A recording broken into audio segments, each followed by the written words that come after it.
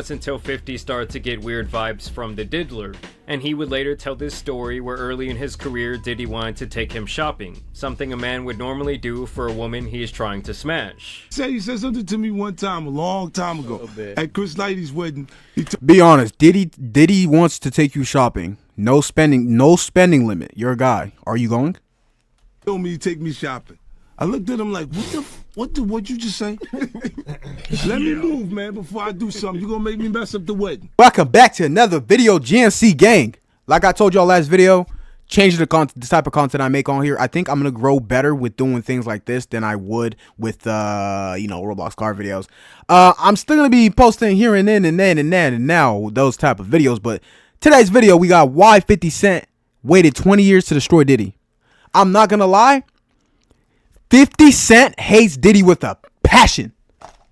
Have you guys ever seen 50 Cent's Instagram posts? They're funny, yes, but have you ever seen the one he posts about Diddy? Yo, hold on. And then I find out he's doing a documentary on LeBron James? Yeah, no. 50 Cent, bro. LeBron ain't never do nothing to you, bro. LeBron ain't do nothing to you, 50. Leave LeBron out of this, 50. Please, bro. That's my glorious king, bro. Please leave LeBron out of it. Let's get into today's video, man. Most of my subscribers, if you're watching the new videos, welcome. We bring the energy here. We're gonna bring the energy. Genuinely, we gonna enjoy, watching videos like these. If you're new here, sub up. Join the family. Join the GNC family. You feel me? You heard me? I'm not from the hood, but I get down. I don't get down like that. There have always been a few people who one does not want to find themselves on the receiving end of a beef with. While most artists keep their problems with each other strictly within the music and behind the scenes, these types have a more public, in-your-face style with their disrespect. Like they truly relish in the demise of their enemies. This is where 50 Cent comes into play. This is a special ASLELS challenge for you, Floyd. If you can read one full page of a Harry Potter book, nigga, I'll give $750,000 to whatever charitable organization you want to. The bucket of ice, man. Many of you likely know that he single-handedly ended Ja Rule's career at its height to the point Can Floyd Mayweather not read or something? Where getting Ja Ruled has become a term when a rapper gets massacred in a battle. I can't say that I can resolve a situation or a beef with somebody that I can't stand this nigga. You understand what I'm saying? Like, this ain't WWF. It's not like I just got a rap beef with this. We gotta remember, 50 Cent got shot 100 times and survived. He got shot 100 times and survived, bro. No one's getting shot 100 times and surviving. That boy, bro, him. This nigga, I don't like this little nigga. Hell, 50 has even dissed his own son when they had problems, calling him a crybaby bum who was looking for a handout. I know what it feels like to have nothing, alright? And I had to rebuild my life over 67 50 Cent has a child? He's been trained to believe what you seen him say in that interview when I said that he's entitled. Really, it's his mom's entitlement. It's been filtered. But now 50 Cent has delivered his final blow to another opponent, possibly his most powerful enemy who he has played the longest game against, Sean Combs, aka P. Diddy, aka Puff Daddy. Puff is a sucker, man. The man who has been one of the hottest talking points for the last year due to its extreme fall from grace. Once viewed as one of the most powerful black men business moguls in America. I'm a savage. Next to Jay-Z. Whatever I want, I have to get. Has now tarnished his reputation beyond belief. Genuinely, this question is a good question. Would you let Diddy give you back shots for 100 million? Belief. It's so difficult to reflect on the darkest times in your life. Sometimes you got to do that. I was up. And while many have attempted to tell the story of the downfall of Diddy, surviving Diddy, like countless documentaries have been made on the lies, the betrayal, the drugs, and the baby oil involved, but none have been as damning or popular as the recent 4-part series on Netflix, executive produced by 50 Cent, Sean Combs. Oh, chat, I left my oven on. I'll be right back. With us that has dealt in the dirtiest of dirty business. We're losing. And I do have to say that this all-encompassing documentary has been one of the best I've seen in recent times, especially when it comes to narrative building throughout a timeline that consistently returns to the modern day. If Sean Combs watches this, what do you think he's going to feel? Like, wow, this is amazing. I think he's going to say this is the best documentary I've seen in a long time.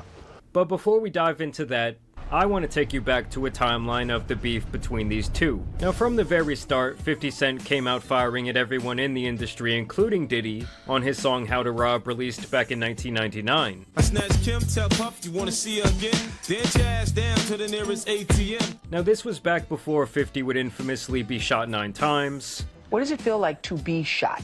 Is it a physical feeling? Yeah, it doesn't hurt as much as people imagine it hurts because of your adrenaline and how the shock of what's actually going on, it hurts after. Which completely changed his voice and rapping style, while also making him and his story a cultural legend. Okay, we'll wait. You could pray for a miracle.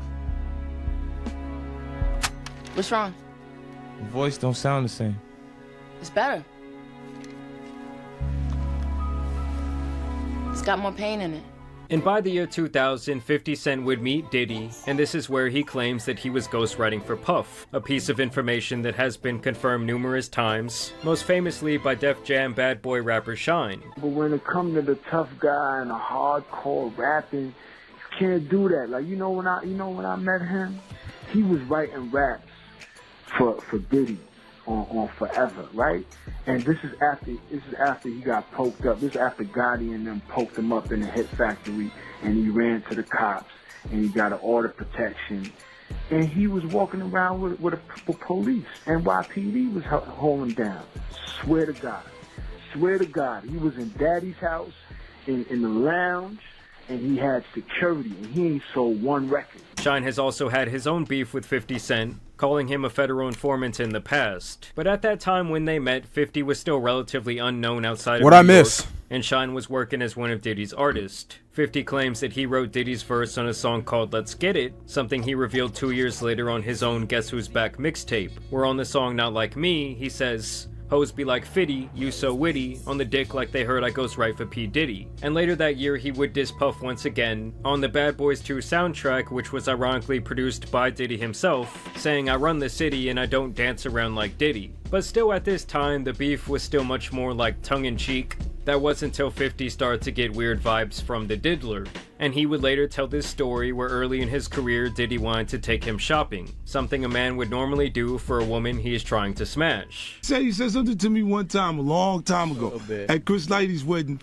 Be honest, Diddy wants to take you shopping. No spending limit. You're a guy. Are you going? He told me to take me shopping.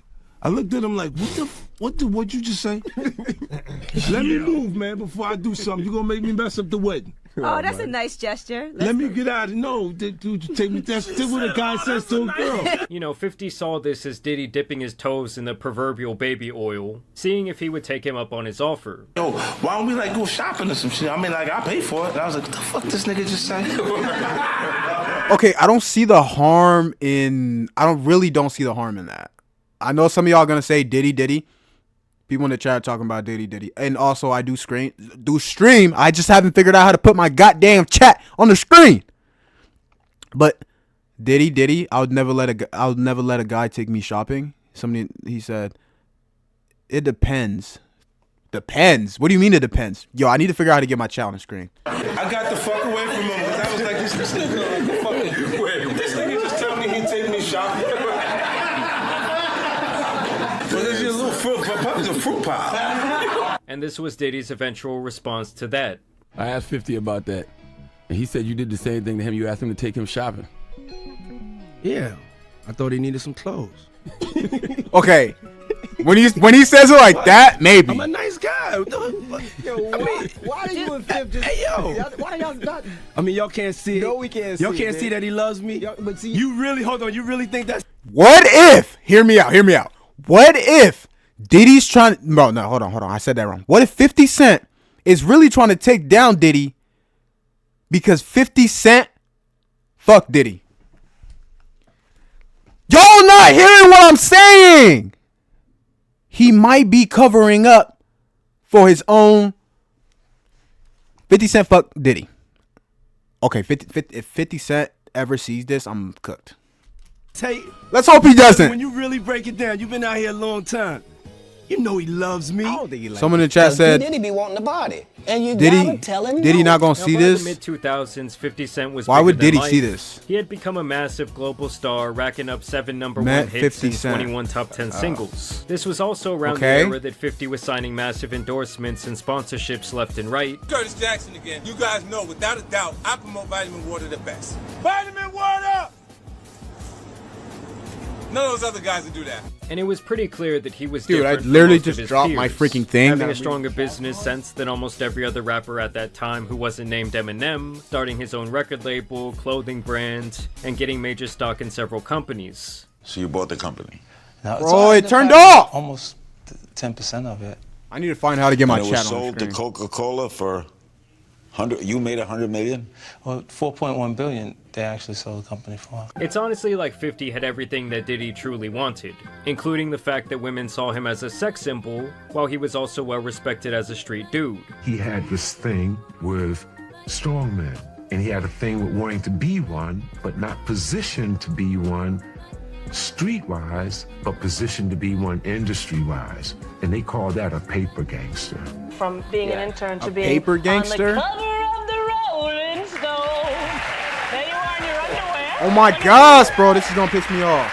Like watching the documentary now, it makes it abundantly clear to see how Diddy would be very envious of someone like 50 Cent, despite Diddy himself being perceived as a massive success. You know, he wanted that same level of aura that 50 had when he walked into a room that got everyone's attention. 50 Cent, Lloyd Banks, and Young Buck, otherwise known as G-Unit in the house. Give it up, y'all. Yeah. What's up? Oh. Either way, by 2005, 50 was a heavyweight in the music business as well, as artists both new and old wanted to be signed to his label. And at this time, he would go on the Howard Stern show and reveal that a deal with rapper Mace fell apart after Diddy demanded $2 million for Mace to leave his record label Bad Boy and be signed to 50's G-Unit record label. What about this Sean P. Diddy Combs? You had a feud with him, but you made up, right? Yeah, me and Puff, we had issues over the Mace project. He had given him the go-ahead to go find a new opportunity. And when Mace first came to me, he didn't actually have the material that I was excited about, but I let him come with me on a tour. And he created some material that I was excited about. And when we came back with me and Puff to try and make the deal, he was being unreasonable.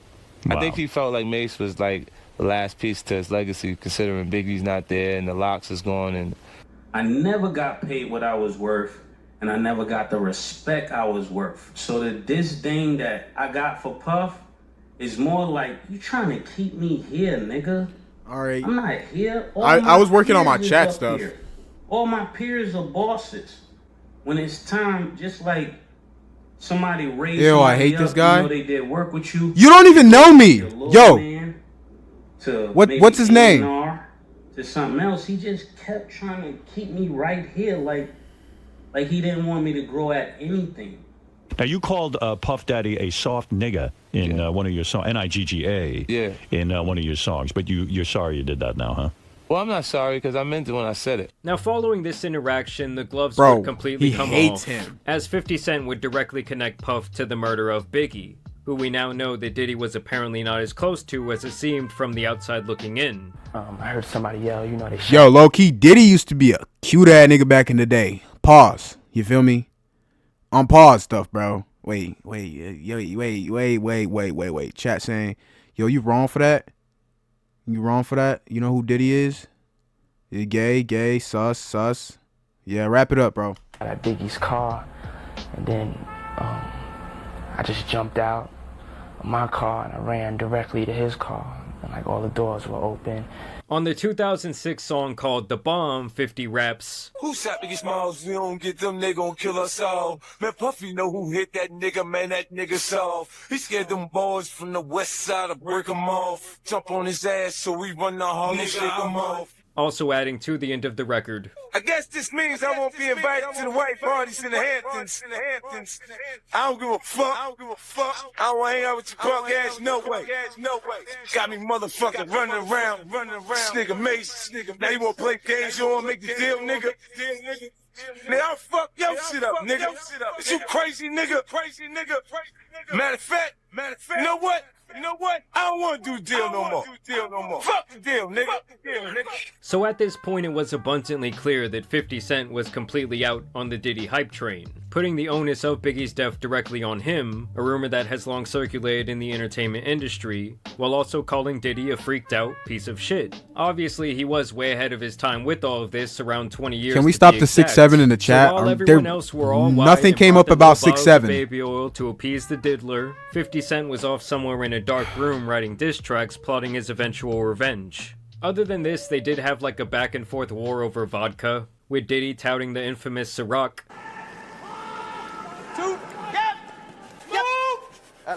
When did Diddy do this? Perfectly smooth.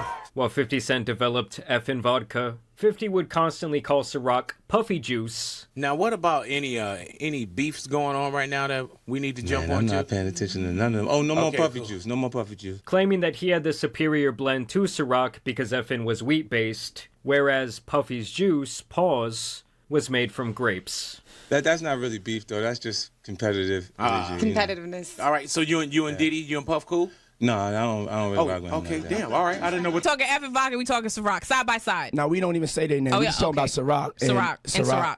Just Ciroc. And if anything, you know when the bar runs 50 out. Cent, Diddy, bro, we know y'all fucked. Y'all don't have to hide it anymore. You feel me? Y'all don't have to hide it anymore. Wait. Sexy Diddy, sexy as hell. It's just like, well, If I had mods, you be banned. If I had mods, you be banned. what else do you? What's the last thing you have that nobody's buying? Yeah, that right there.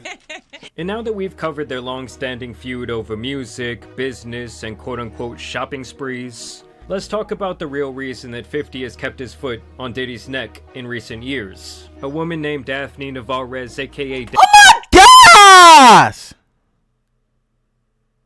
Fine stuff. Who is this? Who is Daphne this? Joy. She and 50 actually share a child together, his youngest son, Sire Jackson. The two actually dated for around 2 years from 2011 to 2012, breaking up shortly after Sire was born. They also had a turbulent relationship with allegations of domestic abuse. One thing I can never understand is cheaters. I know I'm getting off topic here from the Diddy video, but it's one thing I genuinely never understand is how people cheat. Bro, if you have a 10 out of 10 girlfriend she look good, you know, she loves you, why would you go and cheat? Like me, genuinely, if I had a 10 out of 10 girl, I'm not cheating. A better looking, okay, she's a 10 out of 10. There's always going to be some, you know, a girl out there who looks better than your girl. But at the end of the day, it's all about how you feel and, you know, you finding your girl the most beautiful out of all those girls. So you should have eyes for nobody else but your girl. And also they're saying out there saying that they're saying yapping. I'll stop yapping. And vandalism on 50's part, though the domestic abuse part of the trial would eventually be dropped. And by 2021, almost a decade after their relationship, Daphne was spotted out on romantic getaways with the diddler. This is when 50 would turn to trolling them, posting a photo of the pair captioned, "Nah, me and Puff Can we blame If you Diddy? like the girl, he liked the girl, I don't give a fuck." The next year, he would post a photo with their son saying, "Oh shit, that's your mommy over there with Puffy. These bitches be crazy." Did you do that just to fuck with Diddy? No. That was ahead of the thing with Daphne or whatever like that. But y'all, I haven't kissed in the mouth in 10 years, man. Somebody got to kiss him. Oh, man. Now keep in mind, at this point, 50 knew that Diddy was on some weird shit for well over 2 decades. So despite him claiming he didn't care, I'm sure it would bother anyone deeply that the mother of their kid was laying up with this freaked out archenemy. This video was overly freaked out. He licked his lips and everything. Hold on, let me replay how it went.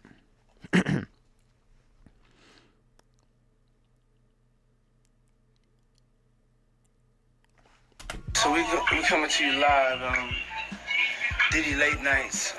And things would only intensify when the Diddy Files would come out last March, where music producer Rodney Jones would file a sex trafficking lawsuit against Sean Combs, in which he listed Daphne Joy as one of several sex workers receiving monthly payments from Diddy to allegedly recruit people into his ring. And it is important for me to note here that no one outside of Diddy has been charged in this situation, and honestly even he skated many of his allegations. But yes, as of right now, he is serving 4 years in prison with time served. But Diddy is serving 4 years?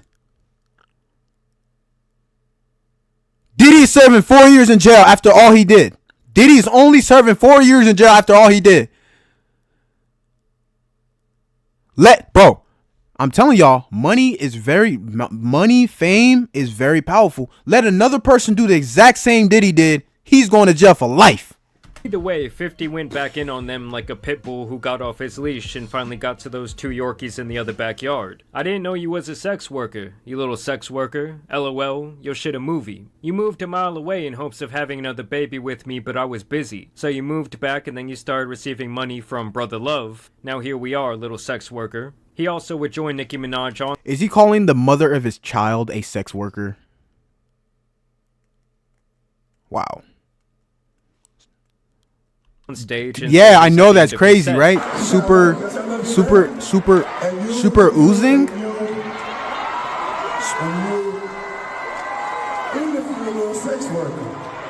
And while this was all unfolding in the public eye, 50 filed for sole custody of their son, claiming that Daphne was involved in freak-offs which created an unsafe environment. To which she responded that he was full of absolute shit, completely denying any allegations of prostitution. But to me, this is why 50 really wanted to see Diddy behind bars, and also what fueled him to help produce the masterpiece documentary that has exposed Diddy to more people than ever, making the details of his narcissistic backstabbing ways known to the average person. 50, why are you making a LeBron documentary and you gonna say it's not about basketball? What do you mean it's not about basketballs?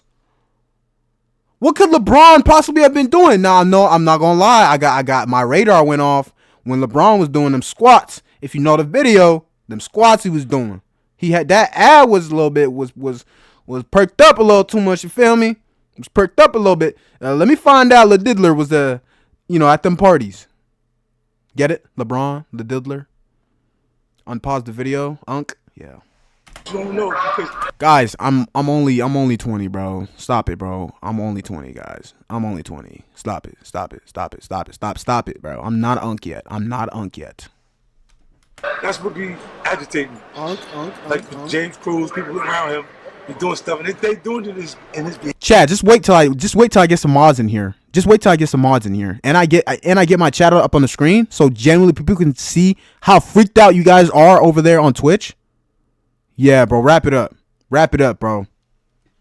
They're gonna see how overly freaked out you guys are, and when I get mods to come in here, I'm gonna be banning a lot of y'all. Actually, I won't be banning nobody. Come in here and say what you want, bro. I don't care. Yeah. So he can act like he has no idea what's going on, but it's coming from him. I was looking for you. I tell you, get your hand out my pocket, man.